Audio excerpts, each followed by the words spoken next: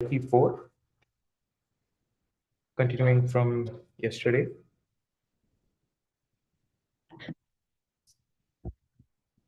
Thirty. 34.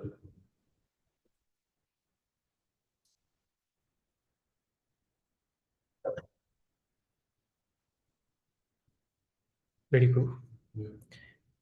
Yaya haradbhuvo bharam Yaya haradbhuvo bharam tam tanum vijabhavajah tam tanum vijahavaja kantakam kantake kakeneva kantakam kantakeneva dvayam chapishtutu samam. dvayam chapesitum samam. Yaya haradbhuvo bharam Yaya haradbhuvo bharam tam tanum vijabhavajah tam tanum vijahavaja kantakam kantakeneva kantakam kantakeneva dvayam chapishtutu samam. dvayam chapesitum samam. Yaya haradbhuvo bharam Yaya haradbhuvo bharam tam tanum vijahavajaha tam tanum vijahavaja kantakam kantakeneva kantakam kantakeneva dvayam chapesitu samam. dvayam chapesitu samam. Yaya haradbhuvo bharam Yaya haradbhuvo bharam tam tanum vijahavaja tam tanum vijahavajaha kantakam kantakeneva kantakam kantakeneva dvayam chapesitu samam. dvayam chapesitu samam. Word to word translation and purport by His Divine Grace Srila A.C. Bhaktivedanta Swami Srila Prabhupada ki Jai. Yaya, Yaya, that by which, by which aharat, Ahara took away, took away bhuvaha, Bhuvaha of the world, of the world, bharam, Bharam burden, burden, tam, Tam that, that tanum, Tanum body, body, vijaho, Vijaha relinquished, relinquished, ajaha, Ajaha the unborn, the unborn, kantakam, Kantakam thorn, thorn, kantakena, Kantakena by the thorn, by the heart, iva, Iva like that, like that, dvayam, Dvayam both, both, cha, Cha also, also, api, Api although, although, ishituha, Ishituhu controlling, controlling, samam, Samam equal. equal. Translation: the supreme unborn Lord Sri Krishna caused the members of the Yadu dynasty to relinquish their bodies, and thus he relieved the burden of the world. This action was like picking out a thorn with a thorn, though both are same to the controller. Both are the same to the controller. Purport: Srila Vishwanath Chakravarti Thakur suggests that the rishis like Shaunaka and others who were hearing Srimad Bhagavatam from Suta Goswami at Naimisharanya were not happy to hear about the Yadus dying in the madness of intoxication. To give them relief from this mental agony, Suta Goswami assured them that the Lord caused the members of the Yadu dynasty to relinquish their bodies, by which they had to take away the burden of the world. The Lord and his eternal associates appeared on earth to help the administrative demigods in eradicating the burden of the world. He therefore called for some of the confidential demigods to appear in the Yadu family and serve him in his great mission. After the mission was fulfilled, the demigods, by the will of the Lord, relinquished their corporeal bodies by fighting amongst themselves in the madness of intoxication.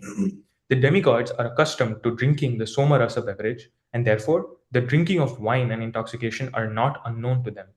Sometimes they were put into trouble for indulging in intoxication. Once the sons of Kubera fell in the wrath of Narada for being intoxicated, but afterwards they regained their original forms by the grace of Lord Sri Krishna. We shall find this story in the 10th canto. For the Supreme Lord, both the Asuras and the demigods are equal, but the demigods are obedient to the Lord, whereas the Asuras are not. Therefore, the example of picking out a thorn by another thorn is quite befitting. One thorn which causes pinpricks on the leg of the Lord is certainly disturbing to the Lord, and the other thorn which takes out the disturbing elements certainly gives service to the Lord. So, although every living being is a part and parcel of the Lord, still one who is a pinprick to the Lord is called an Asura, and one who is a voluntary servitor of the Lord is called a Devata or demigod. In the material world, the Devatas and Asuras are always contending, and the Devatas are always saved from the hands of the Asuras by the Lord. Both of them are under the control of the Lord. The world is full of two kinds of living beings, and the Lord's mission is always to protect the Devatas and destroy the Asuras, whenever there is such a need in the world, and to do good to both of them. ॐ अज्ञानतिमिरान्धस्य ज्ञानाञ्जनशलाखया चक्षुरुन्मिलितं येन तस्मै श्रीगुरवे नमः। नमो विष्णुपादाय कृष्णप्रेष्ठाय भूतले श्रीमते भक्तिवेदान्त स्वामिनिति नामिने। नमस्ते सारस्वते देवे गौरवाणी प्रचारिणे निर्विशेषा शून्यवादी पाश्चात्यदेशतारिणे। जय श्री कृष्ण चैतन्य प्रभु नित्यानंद श्री अद्वैत गदाधर श्रीवासादि गौर भक्तवृंद। हरे कृष्णा कृष्णा कृष्णा हरे हरे, हरे Ram Ram Ram Hare Hare. Hare Krishna, dear devotees. Thank you very much for joining today's Bhagavatam class. Chanakya Pandit says, Ayusha Shana Ekopi na labhya swarna koti bihi. He says that Ayusha, that is lifespan or time in our lives, is so valuable that swarna koti bihi, even thousands and thousands of gold coins, are unable to equal even a second of time. Ekak Shanopi. And I thank you all for giving me your most valuable resource, that is your time, in joining today's class. I would seek your prayers and blessings so that I speak the right words at the right time in glorification of the Srimad Bhagavatam. Thank you, dear devotees. In today's class, Srila Prabhupada has clearly started off by quoting Srila Vishwanath Chakravarti Thakur. And in his commentary, Vishwanath Chakravarti Thakur gives a lot more depth into what this verse means. So we will read the translation and then we will quickly read what Srila Vishwanath Chakravarti Thakur wants to say. So the translation for this verse is, the supreme unborn Lord Sri Krishna caused the members of the Yadu dynasty to relinquish their bodies, and thus he relieved the burden of the world. This action was like picking out a thorn with a thorn, though both are same to the controller. Okay, maybe we'll come to the commentary in a little bit, but we will just look at the whole verse as a whole first. So as we see in the translation, he said that you remove a thorn with a thorn. So I'm not sure if many of you have been pricked by what you would call splinters. So I remember when I was a child, I was placing my hand on some unfinished wood, and then some splinters went in. So the splinter is in a way a kind of a, you could say, a pinprick. That is, it's still within my skin, but it's too small to be removed with tweezers or with fingers alone. So then I remember my mother would take a pin and then she would slowly poke out some of the dead skin and then try to pull out the splinter. And then as a little bit of the splinter head is visible, then we could pull it out with a tweezer. So this is exactly what Sri Krishna is pastimes of the, what you would call the wrapping up of his pastimes and the lives of the Yadu dynasty is happening here. So Krishna says the action was like picking out a thorn with a thorn, and both are same to the controller. So for Krishna, there is nothing that's more than the other. He just sees everybody as equal, as parts and parcels of himself, and he's able to utilize one in a certain way. And we see throughout the purport that Prabhupada is also talking about the fact that there are asuras and there are devatas. Asuras are what you would call both, maybe you could say pins, as an analogy, both may be pins, but one is willing to be an instrument in the Lord's hand and the other is not. So he uses the obedient, that is the devatas, in preaching to the asuras that being obedient to the laws and orders of the Spirit of the Supreme Lord is good for the benefit of all. So that is one running theme in this purport. And one other part that we see in this purport is that in the second half, so although every living being is a part, yeah, therefore the example of picking out a thorn by another thorn is quite befitting. One thorn causes a pinprick on the leg of the Lord, certainly disturbing to the Lord, and the other thorn, which takes out the disturbing elements, certainly gives service to the Lord.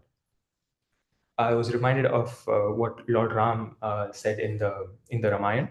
So Lord Lakshman would always serve the lotus feet of Lord Ram, and at times he would see that the Lord's feet would be pricked with a lot of thorns, and it would look very painful. Like it would have some smears of blood, and it would look very painful to see. And there are not just one but many thorns together. So Lakshman would try to pluck out the thorns, but Lord Ram would say, "No, don't touch it." So Lord Ram would forbid him from doing so. So Lakshman goes to Mother Sita and then kind of complains to Mother Sita that I cannot bear to see Lord Ram's feet like this. It is so, you could say, disheveled, and there's a lot of thorns that are pricking his feet, and I cannot see this. Mother Sita, can you please speak with Lord Ram? So Mother Sita comes and asks Lord Ram, why is it that you have? Why are you not allowing Lakshman to remove it, or why are you not yourself not removing it? So at that time, Lord Ram says, these thorns have taken the shelter of my feet. How can I give them up? That's what Lord Ram, he's so magnanimous. So he's saying, he's seeing the thorns as something that has taken the shelter of his lotus feet. And he's saying he would not give them up. What to speak of us if we willingly fall at the lotus feet of Lord Ram, Lord Krishna, Lord Nrsimhadev, all of them? Will they not accept us? Will they not accept our surrender? So that goes to show that if we are willing to put ourselves in an akinchana bhav, like we have nothing else but the Lord, agati, we have no other place to go but the shelter of the Lord.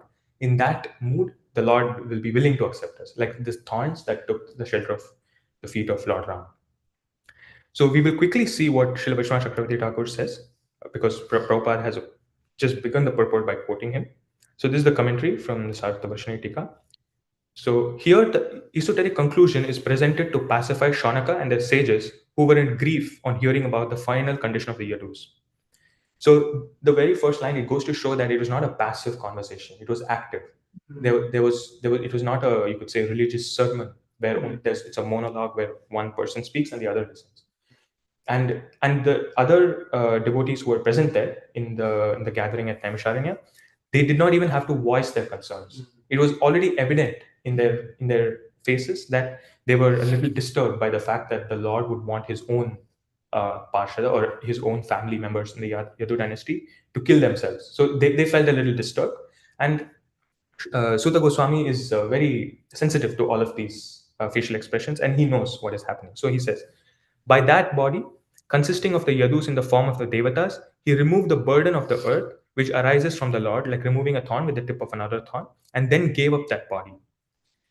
In the previous class, we read from the 11th canto about the 8 different reasons from the different acharyas' commentaries on why the Lord wanted the Yadu dynasty to be completed. We saw some of the main reasons were that they could go against the order of the Lord, and that would be a burden on the earth. And the purpose of the Lord's birth was to rid Bhumi Devi of the burden of the Kshatriyas, or you could say the Kshatriyas who were not following the Kshatriya Dharma. And there would be too much power concentration in the hands of the Yadavas because of how powerful the army and the forces were, that they could go astray. So there's you could say, a running joke, or what you would call politician bashing. We would see that we would always, not devotees, but generally people would call out politicians for their false words and their, you could say, their bribery, their corruption, and so on. But it's very hard to be in such a position, having all of the wealth, fame, and you could say, incorrect means at your disposal, and still not being corrupted by it. It's very easy to be on the other side and then, you know, comment on them, but it's very hard to not be corrupted by that fame and wealth when you're at that position. So in that sense, Lord Sri Krishna did not want to leave any chances for the Yadu dynasty to fall into such propositions. So we saw many such reasonings. And further, as Vishwanath Chakravarti Thakur comments, it is like saying Devadatta gave up his cloth. He let that body fall away from his presence. The verse does not say he gave up that body of the Yadavas by which he performs eternal pastimes. This is very important to know. So when they gave up their body, it was not their eternal forms that they had given up. It was just like a cloth, like Devadatta's cloth fell. Similarly, it is just like a cloth that fell, and they went back. Now, where did they go back? The meaning of this, Devatas at the time of appearing with the Lord in their Amsha forms entered into the eternal forms belonging to the Yadavas. So this is one theme that we discussed before, as how um, Bhishma Dev was an expansion of one of the eight Vasus. He was Dhyav. He came to the material world to perform some pastimes, and once he was done, the part of the soul that was part of the Bhishma Dev body left and merged back into Dhyav. So similarly, the Devatas who were called upon by Lord Sri Krishna, we see in the first chapter of the 10th canto, the Devatas took some of the Devatas took part or took birth in the material world to assist the Lord in the pastimes. And once the pastimes were completed, they went back to their original position. Separating from those eternal forms by the power of yoga, when they went to Prabhas, they, after drinking liquor, were made to attain Swarga by the forms of the Devatas, by the Lord who showed to the world that they had given up bodies by the power of Maya. So just to show to us, it was you could say what we would say in a material world, a drunken brawl. It was like a fight in a state of intoxication, but it was only for the material world to show that this was how they perished. This is according to the explanation in the 11th canto. The Yadavas, who were eternal associates of the Lord, disappeared from the sight of the world, but remained in pastimes with Krishna in the same Dwaraka as before. So this is a little subtle point to understand that the eternal pastimes of the Lord are always going on. This is one thing that we will look at a little more deeply today, and how, although they were disappeared from sight, they are actually not disappeared. This was one of the questions that Jesh Prabhu had the other day about how the sun, it may not be visible to us during the nighttime, but it does not mean that the sun does not exist, right? So we will explore that a little bit further today. This is understood from Bhagavatamrit's conclusions. The two burdens, the burden to the earth in the form of the demons and the burden in the form of the Devatas who had entered the form of the Yadavas, were regarded as the same by the Lord.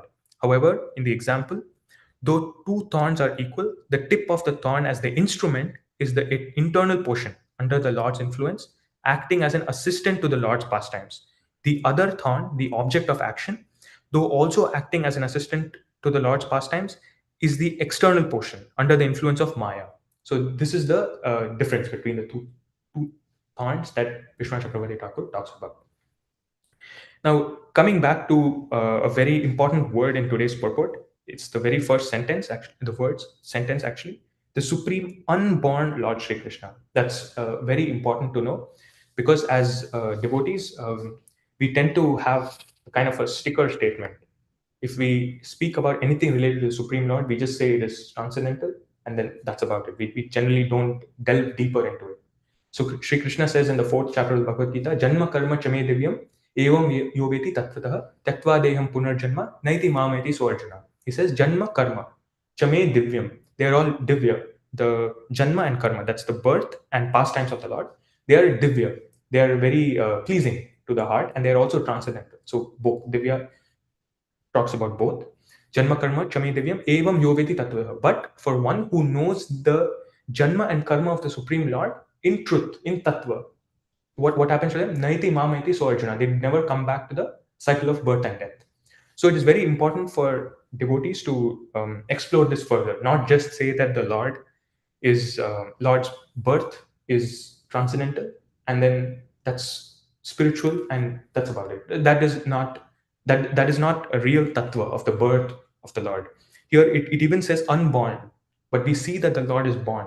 But what is the real tattva behind it? That is something that the acharyas have implored us to explore further, because it is very easy to put a sticker that's transcendental and then not think about it much. And this is, as some devotees claim to say, the Srimad Bhagavatam has two parts. One is you know how a cake is, right? Cake has what you would call the bread part, and then you have the icing on the cake. Generally, the icing is very sweet, but the bread is a little coarse, and it's a little, you could say, a little boring. But tattva is generally considered like that. It's the bread of the cake. It might be a little boring at times, but it helps us to relish the icing even more. In some sweet dishes, actually, devotees sprinkle a little bit of salt. This is so that the salt brings out the sweetness even more. So if we really understand the tattva, although I'm not qualified to explain it in the right mood, but if I can even speak in a way that inspires anybody, including myself, as I hear myself speak, to explore this theme further in the different sandarbhas of Jiva Goswami, then that would be a great win. because then it means you have your ticket to Goloka. You have the flight ticket to Goloka Vrindavan, because Krishna says, Janma Karma Chame Divyam. No, if you know the pastimes and the birth in Tattva, no more birth and death for you. So the first thing to know in this regard is that in the material world, there is this thing known as the stone paradox. This is something we recently heard Vijay Prabhu, and I think all of you already know about it. The stone paradox means generally atheists would come and say, can the Lord create a stone that is so heavy that he himself cannot lift it? And irrespective whether you say yes or no, their main aim aim of that conversation is to prove that God does not exist. But our Krishna, Yashodananda Krishna, is the Lord of all contradictions. Like we say, Ugram Viram Mahavishnu Jwalantam Sarvato Mukham. We say this is the prayers to Lord Narsimadev. He says Ugram Viram Mahavishnu. So he's Ugram. What is Ugram, Prabhu? Ferocious. Fierce. Ugram Viram, he's very brave. Mahavishnu, he's like all pervading. Jwalantam, burning. Sarvato Mukham, he has face everywhere. So that is how Narsimadev is spoken about. But at the same time, we see Krishna in Vrindavan. Is he fierce? Is he brave? So what is it we saw? Ugram. He's anugram. He's not fierce at all. In fact, he's very timid. When he sees Mother Yashoda with a stick, he runs away. Ugram. Is he Ugram? No, anugram. Viram. Is he brave? No. He runs away from Mother Yashoda. Aviram. Mahavishnu. Is he all pervading? No, he's just this much. He's Lagu Vishnu. Then Jwalantam, is he burning? No, he's cooling. His pastimes are so pleasing to hear. When we hear Narasimhadev's pastimes, yes, we do get attracted to the pastimes and we see, oh, he came for Prahlad Maharaj. It's a little, it's a pastime that makes us go, oh, yes, that's the tattva of the Lord. He'll come to protect his devotees. But when we see Krishna, we get charmed by his beauty. So it is not Jwalantam. It is cooling. It's like the moonbeams versus the sun's rays. Sarvato Mukham. Does he have face everywhere? Krishna, little Krishna? No. When Mother Yashoda was chasing him, he did not have the guts to look back at Mother Yashoda, whether she's fast at his feet or not. He was just focused on running. So he was clearly none of them. He was neither Ugram, he was neither Viram, neither Mahavishnu, Jwalantam. He was none of those. Right? So he's the Lord of contradictions. He is this and that at the same time. And it's very easy to say Achinta Bheda Ved Tattva. It is simultaneously both, and we don't want to hear about it anymore. So the main thing to understand why the birth of the Lord is transcendental or what we call spiritual does not have anything to do with him being born in Mother Devaki's womb, because he also came out of Stambhe Sabhayam Namrigam Namanusham. He came as Narsimadev. He was not born in a womb. He broke open the pillar. He was literally the child of the pillar, and he came into the world. So the Lord is beyond any of our, you could say, limited understanding, that he can come from anywhere out of his own free will, his own wish. But the reason we say it is transcendental is because our birth is a pastime that has a beginning and an end. We are, whatever time we have in our birth calendar, we were born between this minute and this minute, or this second and this second, and the birth is completed. But after that, so it's same like when someone is doing a PhD. I thought Jesh Prabhu might be here, but he's not. But I wanted to just say, until you get the PhD, you're still a PhD candidate. Once you get the PhD, you're no longer a PhD. You become what is called postdoc. So the infinitesimally small amount of time where you have your PhD diploma with you, at that time you're a PhD. Before that, you are a PhD candidate. After that, you are a postdoc, right? So it is like that. Our birth and death has a certain start and a fixed endpoint. And only at that point we are born, and our pastimes and so on. But for the Lord, he's not performing his pastimes only in this world. Even when he was performing pastime when he, let's say, 5,000 years ago, he's born in the jail of Kamsa to Mother Devaki. In Mother Devaki's womb, he transcendentally appeared there. But that does not mean the birth was completed then. He was being born in other universes, and he was displaying his pastimes to others. So there is never a time when he is not being born. That's why it's a continuous process. In the sense, even though we say, okay, he was born in these 5 seconds, he was also born elsewhere in the same time, or in the time from second 1 to second 6. So there's always an overlapping birth that the Lord has. So it means it is never completed. There's this, you could say, a meme or a joke that a building is always a building. It's always a present tense, right? So let's say yesterday Prabhu was cooking chapatis. He cooked one chapati and he placed it in a plate, and he was cooking the second chapati. But does it mean he's already completed cooking? No, he's still cooking, but the chapati is cooked, but he's still continuing to cook, right? So we call it a continuous process. He's still cooking. Similarly, the Lord's pastimes never start or never end. In the sense, it is always going on. It is always present tense. Same as the analogy the Prabhupada given in the previous purport, verse 32, that the sun exists. Just because it is not visible to us does not mean that the sun doesn't exist, right? So similarly, the Lord's pastimes, even now it is going on, but we cannot view it. We cannot like see it, but it is either happening here or it is happening in another universe. We never know. So that continuity in the Lord's birth is what makes it transcendental. Ours is finite, his is infinite. That is the real reason why we call it his birth is transcendental, his birth is spiritual. And one other thing that we see is the Lord could not even put. So we see Prabhupada talk about Nalakuvera and Manigriva, that brings the Damodar Leela into our presence. So when someone says, can the Lord create a stone that he cannot himself lift?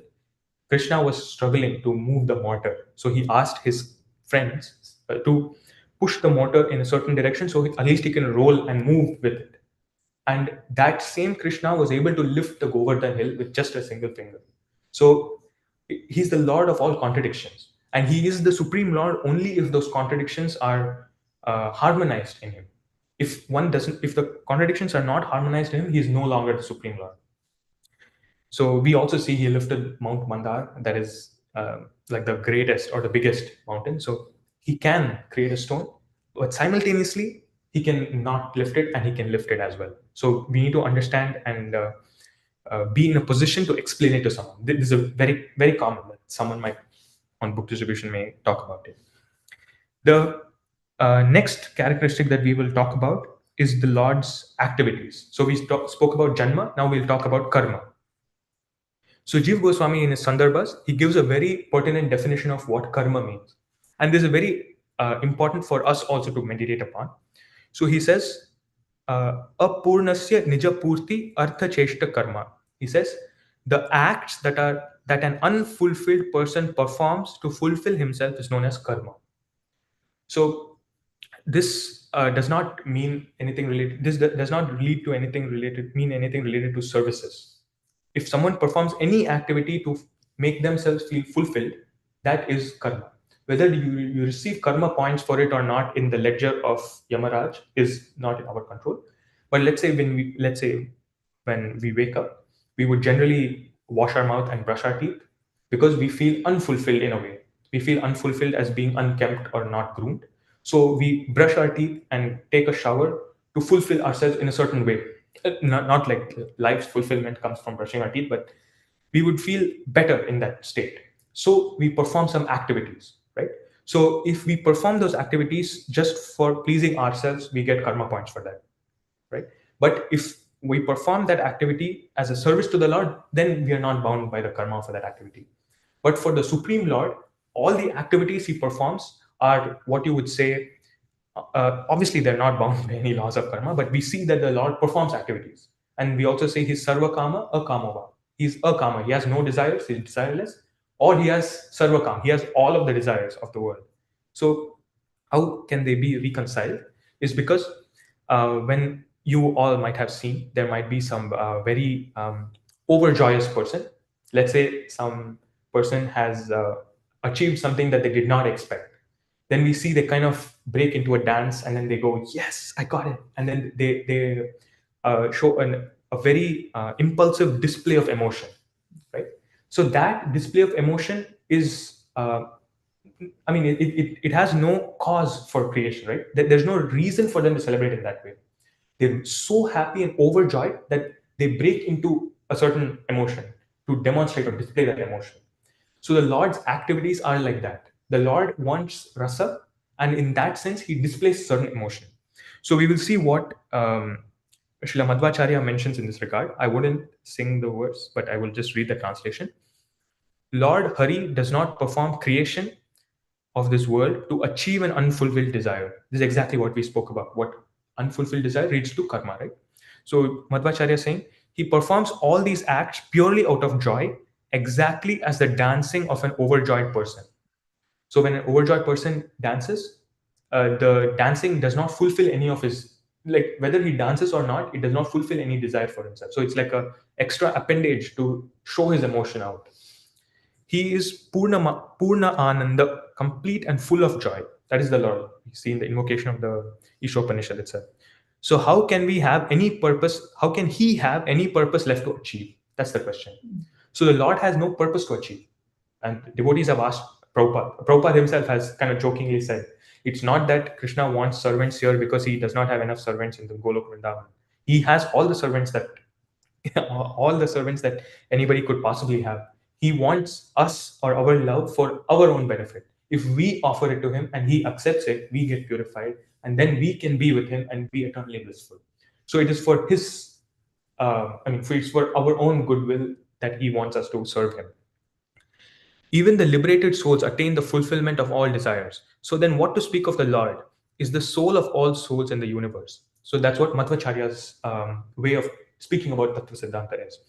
So the reason I bring this up, although I have not done justice to the depth of these topics, obviously it's not possible in like 20 minutes, but it goes to show that we must all strive to read what the acharyas have commented upon in terms of the different sandarbhas, especially Paramatma Sandarbha and Krishna Sandarbha from by Jiva Goswami, because it delves deeper into what the Lord's birth and pastimes actually mean.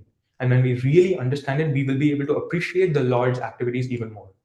The other day, we were listening to a class by Bhakti Samrit Swami Maharaj, and he was mentioning that by knowing the tattva, as I think he was mentioning about Gadadhar Pandit's appearance day or disappearance day. We were listening to the class, and Bhakti Rasamrit Maharaj mentioned that if we understand the real tattva, then we will be able to really relish and see why the Lord's activities are so transcendental. When we say that the Lord kind of dances with young women in the middle of the night, it seems a little crass for some person. But if we really understand that the Lord has nothing to achieve and nothing to do, and he's here out of his overjoyous expression, and in that mood, he wanted to fulfill the desires of the gopis, we'll really be able to appreciate the love that the gopis had for the Lord and how the Lord reciprocated with that love. And for that, we will really need to understand the janma and karma of the Supreme Lord. Towards this, I would like to talk about, in maybe 5-10 minutes, what the realizations of the acharyas bring to us. So we see Prabhupada, although he himself is self-realized, he's still bringing in the purports from other acharyas and expands upon it with different analogies. So we looked at the analogies till now, but we will also see why the acharyas' commentaries are so relishable. The main reason is relishable is because they do not get these conclusions by some form of logic. The Lord himself feels so overjoyed with their service and their surrender that he reveals it to them. So we see Krishnadas Kaviraj Goswami, when he wrote the Chaitanya Charitamrita, he was probably 96 years old. He himself says in the Madhya Leela that when he could not even hold a pen to write. His hand was, shaking, and he was so old and you could say senile that he could not even open his eyes. He had to, keep some kind of a pin or something to hold his eyes open so that he can even see. And in that state, he could not even remember anything. And it was only by the mercy of Srimati Radharani that he could write the Chaitanya Charitamrita for us to all enjoy. And it is said that in the Gaur Ganadesh Deepika that his original Manjari form is Kasturi Manjari. And Srimati Radharani revealed to Kasturi Manjari that these are the pastimes of the Lord Sri Chaitanya, and that he composed into the Chaitanya Charitamrita. So similarly, we see many other devotees. I would like, since here we are talking about removing the burden of the earth, I would like to bring one of His Holiness Radha Govind Maharaj's favorite commentators, Sri Hari Suri. So in his pastimes, in his commentary on the pastimes of the Lord, especially the Damodar Leela, he talks about the transcendental anger of the Supreme Lord. And he talks about why there is certain thing known as adhar, and we will look at it a little bit. I'm not going to talk about the verses. I'm just going to give the translation, the purport of what was mentioned in the commentaries. So we see when in the Damodar Leela, when Mother Yashoda was okay. So I think we all know what happens in the Damodar Leela. We see that when Mother Yashoda saw that the milk was boiling over, so she kept little Krishna down, and then she went away, and that angered Krishna. Right. So although he's Anugram and Aviram, and he's Laghu Vishnu, he's very small, but he still had what is known as transcendental anger. He was angered, and generally when me at least when we get angry, we have a show of emotion where we kind of throw something at the earth, right? We've seen that there are also some in some companies there are some rooms where people can uh, perform what I think there are some catharsis rooms or something like that, where they can take plates or porcelain ware and then throw it on the ground, and then they apparently get a lot of um, bliss from doing this activity by just throwing something on the ground, and then they feel as though whatever cramped emotions they had inside are relieved by that activity. So in when the Supreme Lord felt angry, he wanted to also throw a tantrum, and he wanted to kind of hit the floor. But then at that point, he as a child, he thought his purpose for coming to the material world is to protect dharti or dhara, that is the earth. But if he goes and shows his anger by or frustration by hitting the earth, he is no longer protecting dhara, and there would be it would be um, injustice to his entire pastime as Lord Sri Krishna. So what he did is he showed his anger in a different way, and Hari Suri mentions that the lower lip is called adhar. So he bit his lower lip in anger, like he bit his lower lip. That Mother Yashoda left me and went. He did not hit the floor and say, "Oh no, Mother Yashoda left me and went away." So the Hari Suri says adhar means it is the lower lip. But if he had shown his anger on the earth, it would have been dharashrit. Ashrit is to take shelter of, but also to show something upon. If he were to show his anger on the floor, it would be called dharashrit. But he bit his lower lip. So he did opposite, dharashrit. So he bit his lower lip. So this was revealed transcendently by Krishna, that I bit my lower lip because of this reason. But and Krishna also revealed to Hari Suri that Adhar Dhara was the name of Mother Yashoda in her previous lifetime, and Krishna did not want to show his anger on his mother. And Dhara is also one of her seven mothers. Dharti, Prithvi is one of the seven mothers that the Shastras talk about. So Krishna did not want to show his anger on his own mother. So these are, you could say, very esoteric meanings for something that may seem very inconsequential. Okay, the Supreme Lord was angry, he bit his lower lip. That's about it. But the commentators are able to speak so much about this one very small act. It seems insignificant, but this very small activity, because Krishna has revealed it to them. And Hari Suri further says the biting of the lower lip is very important, because um, when when people are falling down, we know the example of the crab. If we put many crabs into a bucket and we don't even have to put a lid on it, none of the crabs will escape. But if we had only one crab, that crab could have easily escaped.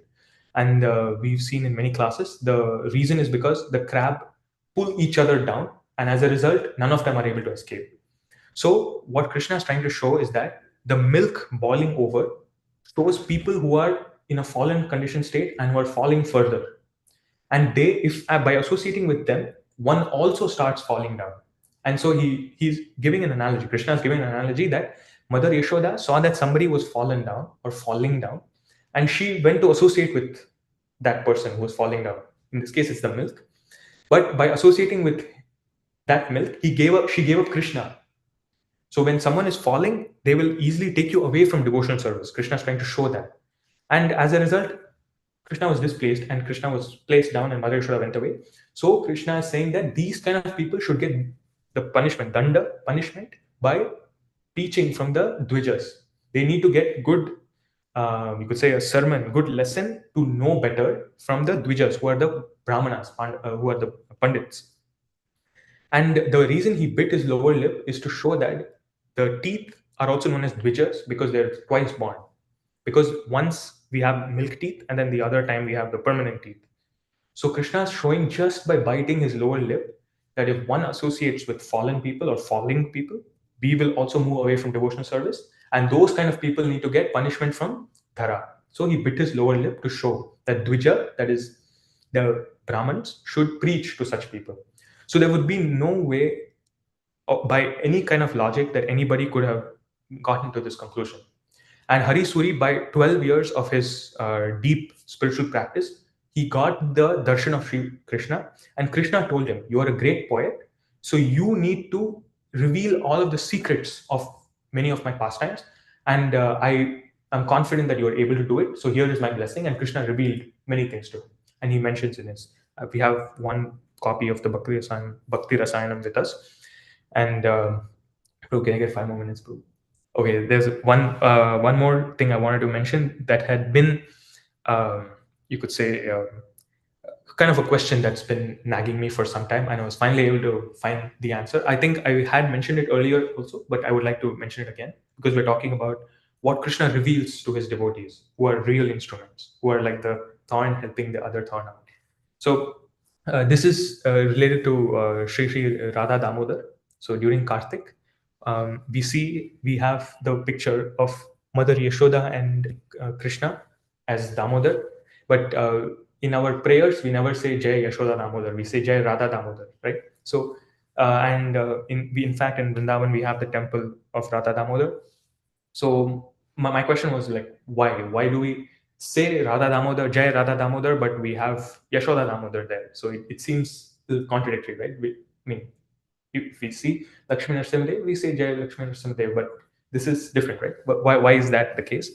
And towards that, Krishna's Kaviraj Goswami, he comments on Bilva Mangal Thakur's Krishna Karnamrit and mentions that once during Govardhan Puja, it was, you could say, kind of a pastime where Srimati Radharani told Krishna, at 6 p.m., you need to meet me near this tree, right? And Krishna, generally, like most Indians, came 2 hours late, not because of traffic, but he came 2 hours late. And the evening had become night time now. It's already more than 8 p.m. And Srimati Radharani is very angry. And she asks Krishna, "Is this how you keep your promise? You said you would come on time at 6 p.m. I told you to come at 6 p.m., but you didn't come." And this is revealed to Krishna's Kaviraj Goswami, and he's revealing it to us. So we are most fortunate that Srimati Radharani revealed it to Kasturi Manjari, and we get to hear it. And then Krishna says, like, obviously you have to make an excuse at that point in time. So he says, well, Govardhan Puja is going on now, and Mother Yashoda had given me some activities, so I had to perform them. I don't know about how much you all might have experienced it, but when I am at home during festivities and I'm sitting quietly doing nothing, my mother would ask, "What are you doing?" And then, "Are you busy?" She'll see me sitting and doing nothing, but she'll still ask me, "Are you busy?" And then she'll give me a list of things to do, like buy this and come, and then go get mango leaves.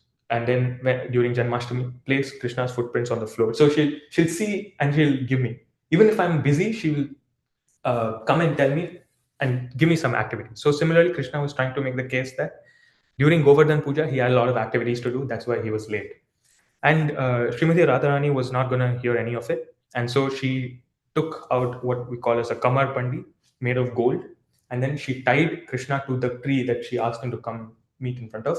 And then she started rebuking him. She started telling him, "You did not keep your promise." And then out of you could say anger, out of love, like how a mother would scold a child, she started scolding Krishna. And Krishna's Kaviraj Goswami says Krishna's the hair started to stand on end on Krishna's body, and then he felt the transcendental love of Srimati Radharani come to him.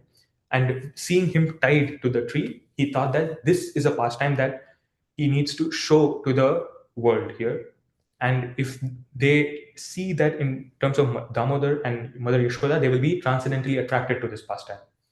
But only the true yogis will know the real pastime that happened in the spiritual world, And if they understand the tattva of both Yashoda Damodar and Radha Damodar, then they will really understand how the Lord can be conquered by love. The whole pastime of Damodar is to show that the Lord, no matter how infinite he is, he can still be conquered by something as small as, you'd say, 2 paces of rope. And that is the reason that this happens. So if we go to Vrindavan during Kartik, we can go to Radha Damodar temple by Jiva Goswami. And then if we give some dakshina to the pujari on the altar, he will show us that during Kartik Mass, they have a golden, you could say, not necklace, but kamar bandi, like the what you tie around your, what you would call as a kamarband in WWE. I think it's called a kamarband, right? So it's a kamar, that is your hip, and band is to hold it together. So there's one that's connecting Srimati Radharani's hand to around Sri Krishna's thing. So we can see if you go to Kartik during Vrindavan. So I would like to finish by saying that today we saw about a little bit, at least, about Janma Karma Chame Divyam, how the Lord's birth and pastimes are transcendental. Then we saw we saw the commentary of Sri Vishnu Chakravarti Thakur and how Krishna and the other devotees revealed to him. Actually, Vishnu Chakravarti Thakur is known as an expansion of Sri Rupa Goswami. Rupa Goswami has written Bhakti Rasamrit Sindhu. Vishnu Chakravarti Thakur has written Bhakti Rasamrit Sindhu Bindu. So like that, there are many such books that he has just finished, given the finishing touch. So he is known as an expansion of Rupa Goswami. And in Gaur Ganadesh Deepika, we know what each of their eternal positions were and so on. So if we take to really understand the tattva of the Lord's birth and pastimes, and also delve deeper into the Acharya's commentaries, then we will really not have another birth. So with that, I would like to conclude. Thank you, dear devotees. I'm open to some reflections and any corrections. Thank you, devotees. Hare Krishna. Yes,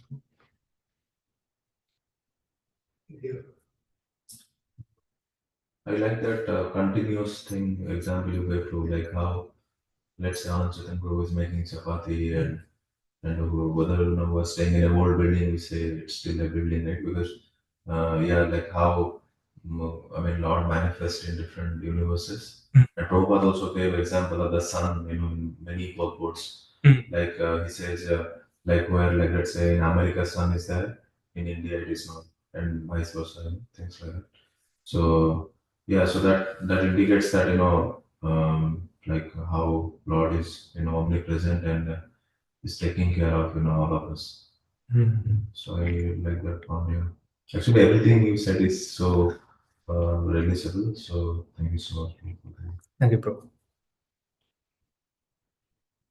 Thank you for bringing us so many stories, bro, and taking us how Janma is transcendental of Lord Krishna, and we get it from the Acharyas. There is a lot of contradictions.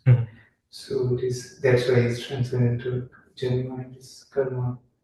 And that's how Yadu dynasty was taken away and we don't understand.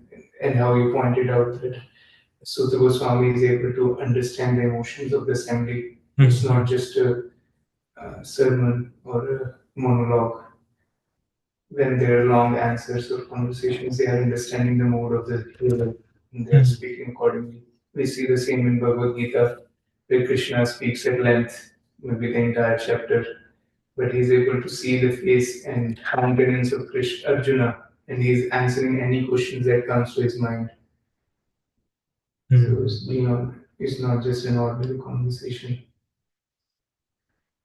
Thank you so much for bringing on those nice points. Is this Vishal Prabhu please?